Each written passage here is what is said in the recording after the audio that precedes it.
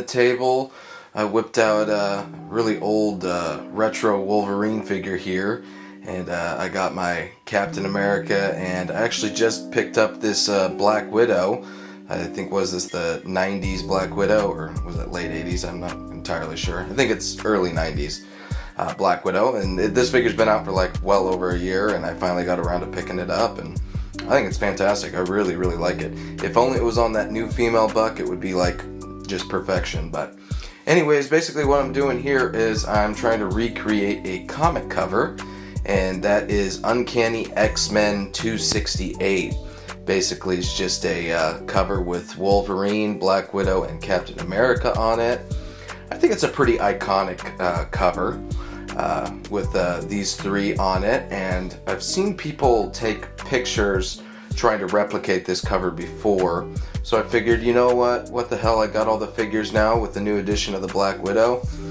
Why not try to get it as close to the comic cover as possible. I'll put a side-by-side right here so you guys can kind of take a look and see how well I did. I tried to get that posing dialed in and as accurate to that cover as I could. I think that's the name of the game when you're trying to replicate a comic cover, and I think I did a pretty good job as far as the positioning. I think the hard part for this, I'm gonna scooch back over to them right here. I think the hard part for this was getting them all in focus. Now, as a tangible photographer, I don't use Photoshop or anything like that.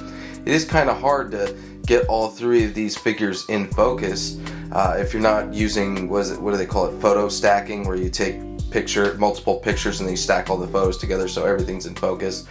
I think if you're not doing that, it's actually kind of hard to get everything in focus. And even though I've raised my f-stop, I think, to like f10, I could have gone higher, but the higher I went, I was getting more of this stuff in the background in focus more than I would like. So I went with f10, and I focused on the Wolverine. I think he was a good middle ground between the Black Widow and the Captain America, and I was able to get pretty much all of them in focus for the most part, with Wolverine being the focal point and the most in focus. And while doing that, I was also able to get a nice little blur on the background here as well. So I think it worked out. Like I said, being a tangible photographer, sometimes there's stuff you have to sacrifice, and one of those things is getting everything in focus. Now, if they were all on the same plane, like they were all in a line, they would obviously all be in focus, but since they're all at different distances, that's where the problem comes in. Anyway, so I got that all dialed in. I'm working with a couple cutouts, nothing too crazy. I got one of these smoke cutouts back here. These are pretty nice.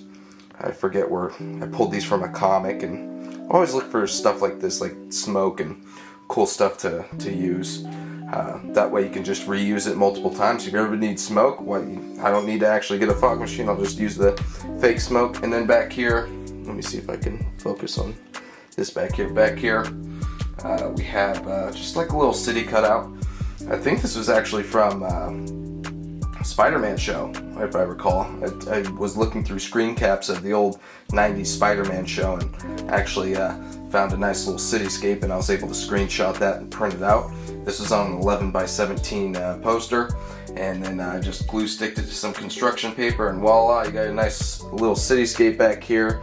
Obviously it's cut off at the bottom, so yeah, you just kind of make it work. I have all these other layers going on in between where that cutout sits and then where the figures are, so it kind of blends in seamlessly, hopefully, in the background. Then you add this little smoke cutout, and boom, you're good.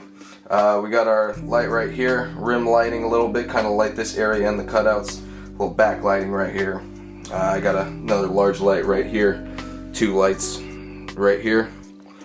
And then I basically just taken like 4 or 5 bases from dioramas, and I just built some stairs. If you look at that reference photo for 268 Uncanny X-Men, you'll notice he has some stairs behind him, and I wanted to replicate that whole scene the best I could. I believe there was a cityscape in the background and some kind of smoke in the background, so that's kind of why this whole setup is looking like this. It's a little janky, it's kind of just thrown together bits and pieces, but I think it works.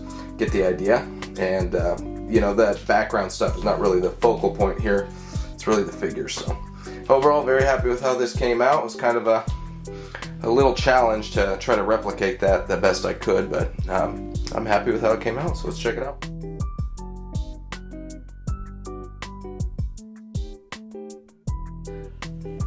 Alright, I'm working on a little Amazing Fantasy number 15 shot here. I was kind of just going through that comic just for trying to get some ideas to shoot with this figure. And there's lots of little cool artsy type of poses and stuff that he did in that particular comic. And one of them was this panel right here.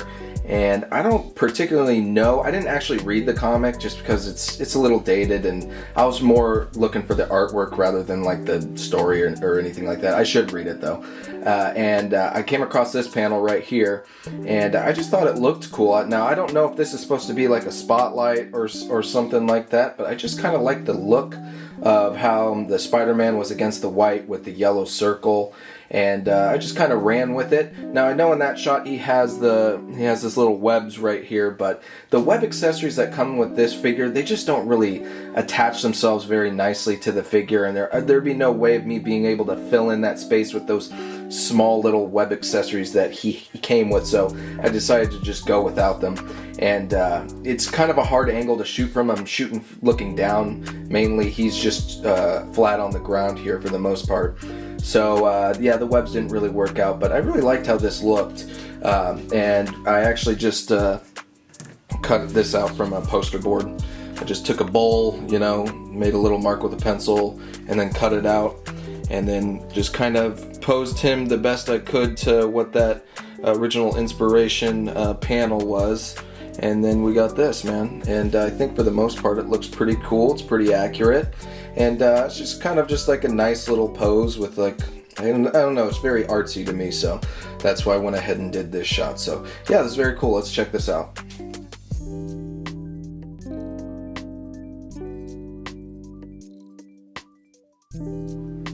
Alright, just kind of playing around with some ideas.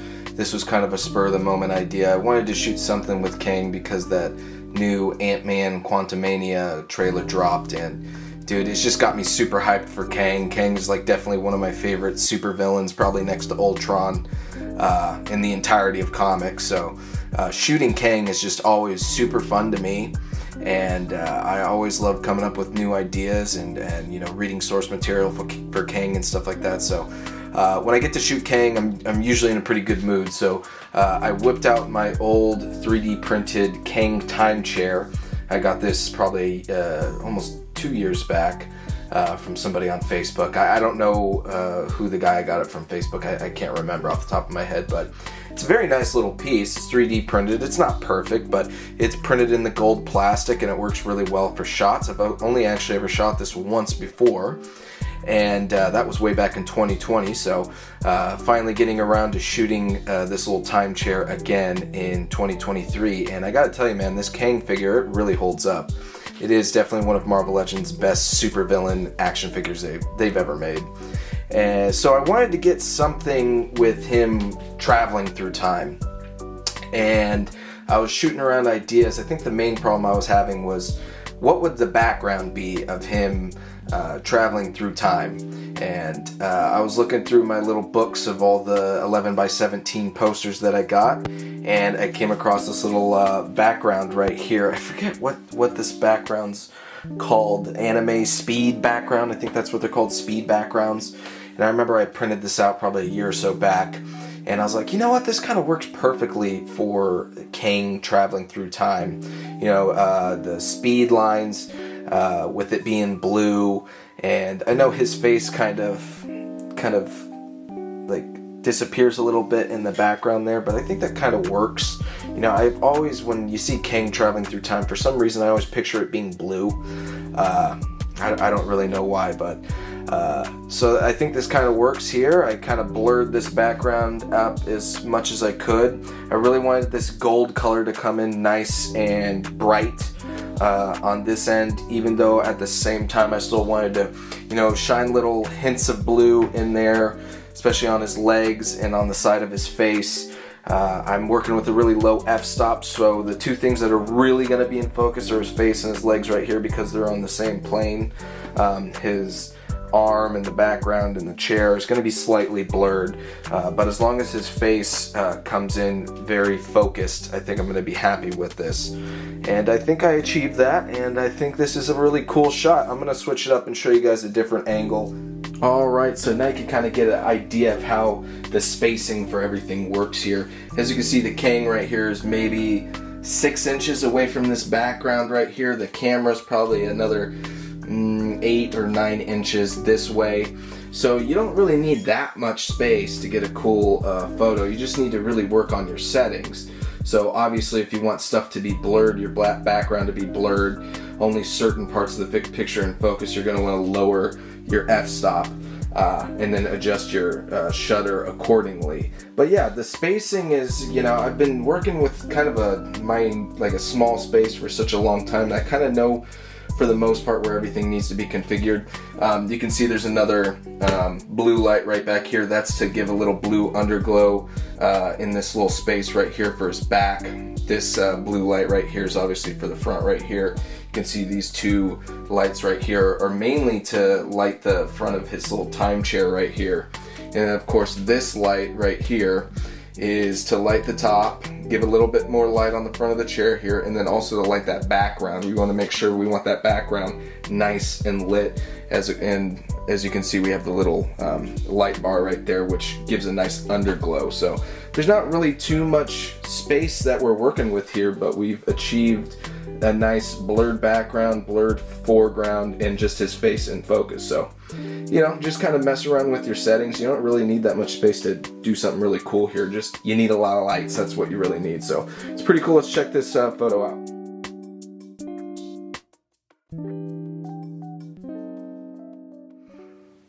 Alright, so I got this little setup here. I don't know why this popped into my brain. I think I pulled the skeleton out. This is a Storm Collectibles articulated skeleton that came with the Motaro figure, the half human guy with a centaur. I don't know what they're called. I don't really know too much about that character, but I thought the figure was cool. Picked it up, and I believe it came with this articulated Storm Collectibles skeleton that's got this like red kind of blood-soaked feel to the whole figure. And it's really articulated. It's actually a really nice figure. And I think I was going to throw it in a Kang shot, but that didn't end up working out. And then I started just like playing around with the figure, and I was like, wow, this thing's pretty articulated, so I think I could actually shoot this. And then the idea kind of revolved around there. I think a buddy of mine has posted a couple pictures of like sun rays coming in through a window. I'll show you guys a different angle here in just a second. Of sun rays coming in a window, and I kind of like that idea, so I kind of went with like the dungeon kind of feel to this shot. I've got these two, I know it's kind of hard to see, but I got these two little shackles that are around his wrists, and then I've just taken these little tiny like portrait nails that you could put in your wall and kind of just slip them into the styrofoam base here. This is like a little castle styrofoam diorama I got from Mayron Studios. And it worked out pretty good. It was very tedious trying to get these shackles up in just the right position, and even now they're not like completely even, but I mean it was just kind of, the whole setup was kind of just a pain in the ass with the lighting and the figure and trying to get them flush with the ground and all that stuff. So overall it was very, very difficult to get everything kind of situated, but I like the idea of like just like this little spot of light just kind of coming down on just this area and then showing the skeleton and him just sitting there, and you know, I just thought it looked cool. It was a cool idea, kind of like a dungeon shot. So let me switch up the angle and show you guys what's going on with the lighting and everything. Alright, so we can kind of see where the light is coming from this angle. Obviously there's this little window here that's been cut into the diorama, and basically I've just shined a light right through it. You can see that light right there, and basically that's just shining through here, and it's just illuminating a very small part of the wall where the skeleton is on. Kind of gives it this kind of cool like lighting type of feel, kind of a little artsy, I don't really know. Anyways, this stuff that's up here, these are like socks. Don't worry, they're not used, they're fresh socks. And basically I've just kind of situated them in a way so that they're blocking the light so that most of the light is just concentrated on just this area down here. And it's just blocking the light from lighting up this top part and everything like right there. Just kind of controlling the light in a certain spot. That way we get this feel right here with the skeleton just in that one spot. And I think it's pretty cool, man. I took a couple different variants of this shot. Took a black and white, which ended up looking pretty cool, and then white fluorescent, and then this is like the daytime kind of shot. So overall, it was a very cool little shot, and like I said, it was very tedious trying to get everything set up, and I'm definitely over it at this point, but I think I got the shot, so let's check it out.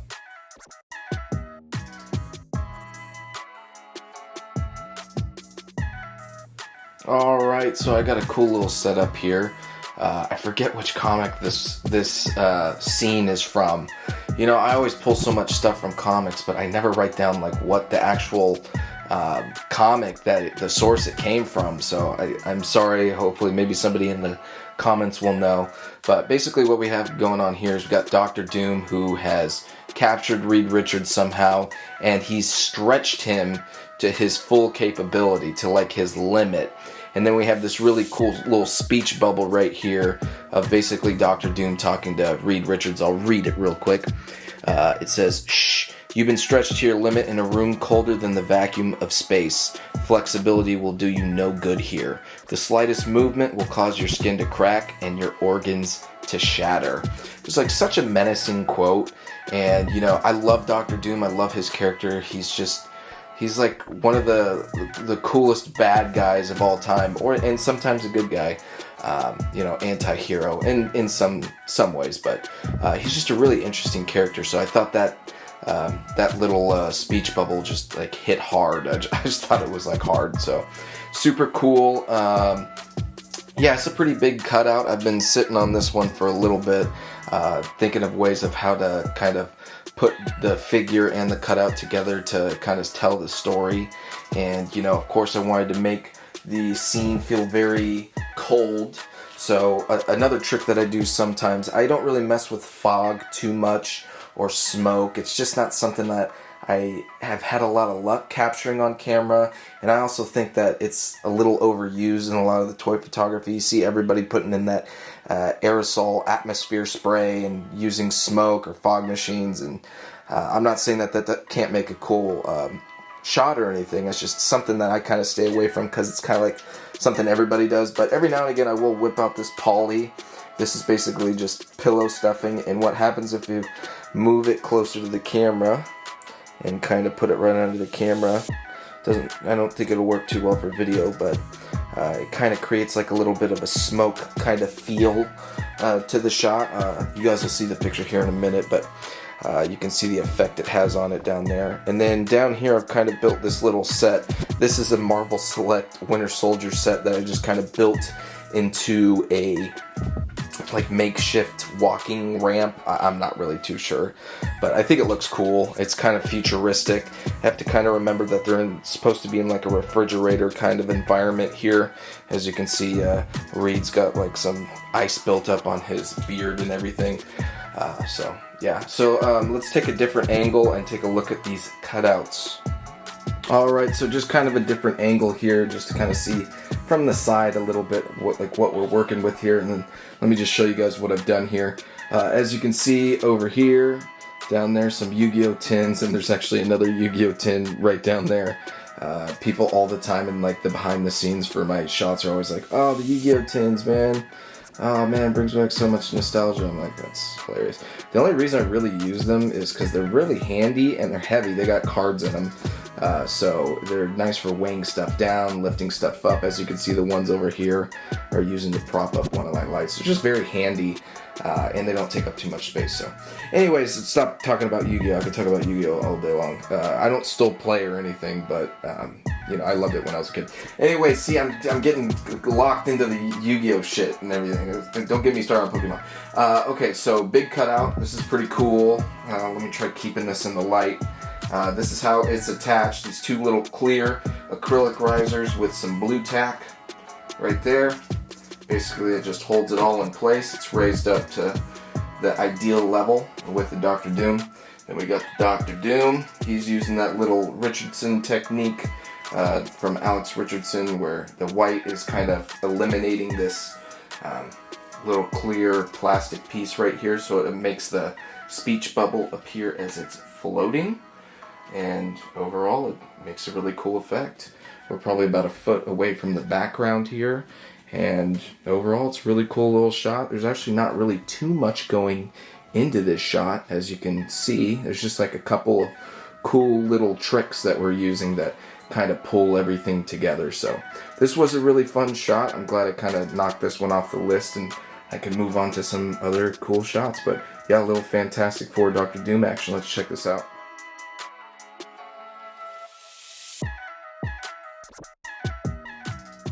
Alright, so I got a Yu-Gi-Oh shot lined up here. I know I just mentioned the Yu-Gi-Oh tins in the last shot, and I told you I didn't want to get into all the Yu-Gi-Oh stuff. And now here I am making a Yu-Gi-Oh shot, which is hilarious. This is the first Yu-Gi-Oh shot I've ever made, and I'm pretty sure that I'm the first person to ever do a toy photography shot and make a Yu-Gi-Oh card. I'm pretty sure. There might actually be someone else out there, maybe if you guys do some research, but I'm pretty stoked on this. Basically what I've done here is, I mean, it's pretty straightforward. I've taken, I don't know if everybody knows that much stuff about Yu-Gi-Oh, but I feel like Exodia is one of the most well-known Yu-Gi-Oh cards. You know, if you had all 5 pieces of them in your hand, you immediately won the game. And I think he's in the very first episode of the Yu-Gi-Oh anime.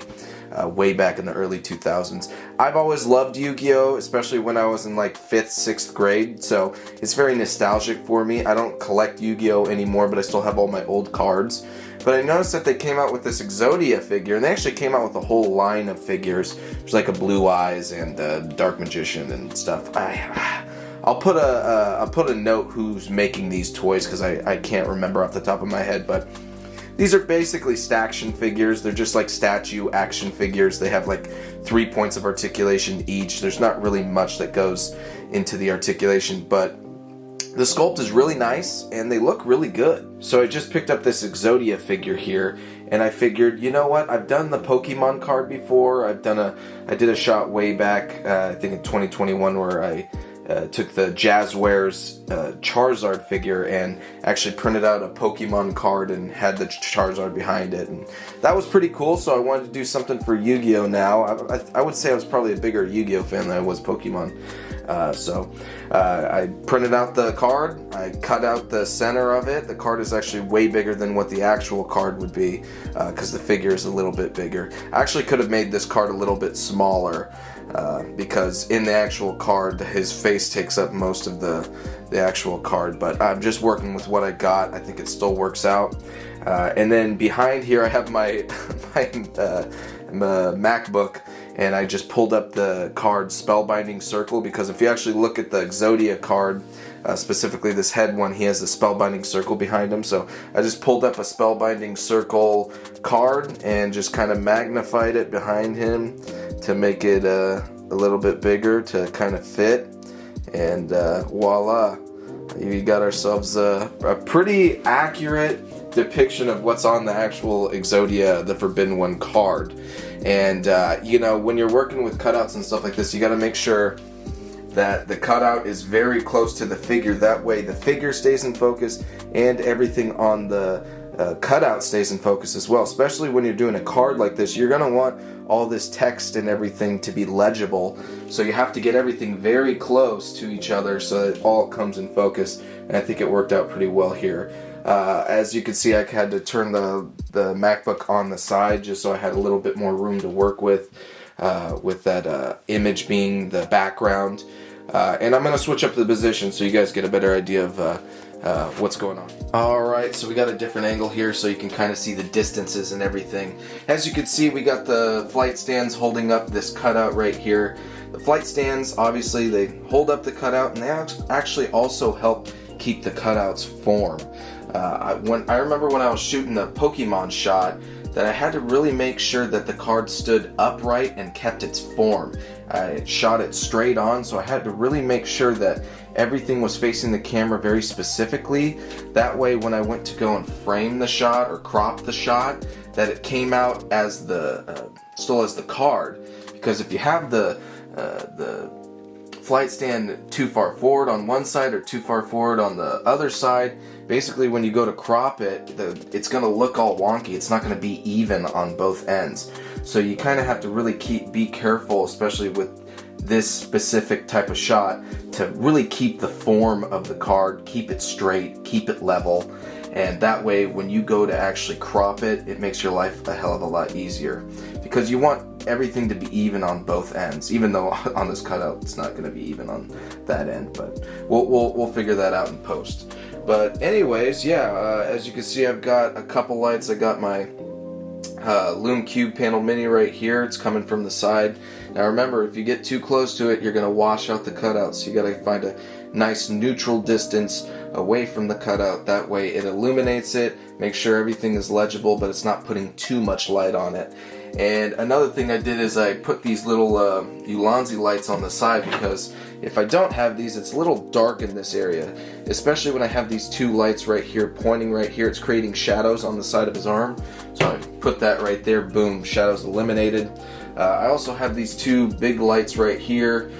This is just kind of giving him a little bit of backlight, and then I don't really have to worry about lighting the computer at all, because you know it's backlit itself, so that's pretty nice, working with monitors and stuff like that. And it's far enough back that it'll blur out real nicely, but it's still got a nice amount of color back there and looks really good. So yeah, this is the shot, man, and we just we made a Yu-Gi-Oh card come to life. I'm actually really stoked on this. Like I said, I get very nostalgic sometimes, so when they came out with this figure, I was like, oh dude, I gotta get this. And then it just like clicked in my head. I was like, oh my god, I gotta print out the card and make a Exodia the Forbidden One action figure shot. I don't think anyone's ever done this. It's super cool. I'm super stoked. So let's check out this shot.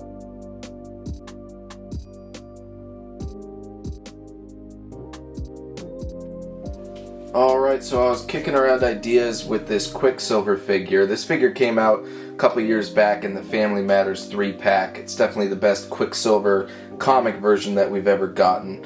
And I was trying to think of ideas, and immediately my mind went to the X-Men Apocalypse scene where he saves all of the students from the explosion in the mansion. And I was like, you know, I got this little hallway. I think I can kind of make this work. I don't think I'll be able to have him carry two like civilian figures under each arm though, and have them balanced on the one leg, because I think him balancing on this one leg right here is really crucial to the idea that he's running, you know, in order to get the right pose for holding two actual figures. I'd probably have to use both feet, so I went with the animals instead. I think this is, I forget what this dog's name, but came with Firestar, and then I have this little golden retriever right here, or lab, or whatever he is. So I kind of just went with that idea. You know, there's a part in that scene where he's running with the dog that has the piece of pizza in his mouth. So basically I set all this up, took the door out in the back here, and put some poly with some lights behind it. I'll show you guys here in a second with a different angle of how that's all set up. But I'm really liking this pose. I really wanted to make sure that you could see his other foot down here. I didn't want it hidden behind another foot. I wanted good lighting, but not too much lighting. Kind of wanted a little bit darker so that the back where the poly and the light and everything, it really shows up nicely in the shot. Alright, so here's a different angle. You can see the Quicksilver's maybe, I don't know, 10 inches away from where the explosion is happening. You can see all these lights down here. We got the Lume Cube panel minis. That's to illuminate the two dogs in Quicksilver. This light right here, the little Ulanzi, is to illuminate his belly a little bit. It is kind of a dark scene because when you want the explosion to show up in the shot, it kind of has to be a little bit darker than it normally would. But you still want to illuminate enough so that you can clearly see who the character is and everything like that. So behind the explosion and everything, it's actually really simple. There's not really too much going on. We just got two of these Ulanzis stacked literally on top of each other, and those are just providing enough light to illuminate the poly, and you know, it's pillow stuffing.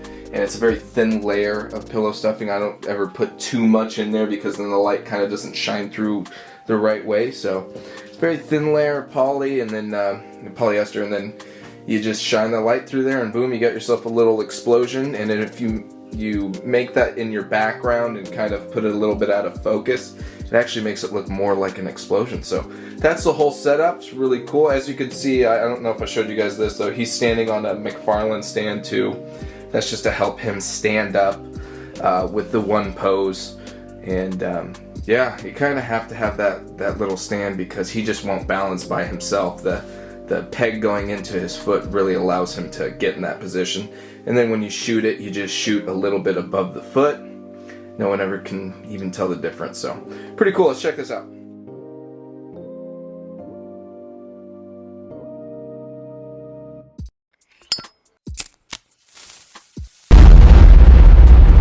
That's crispy.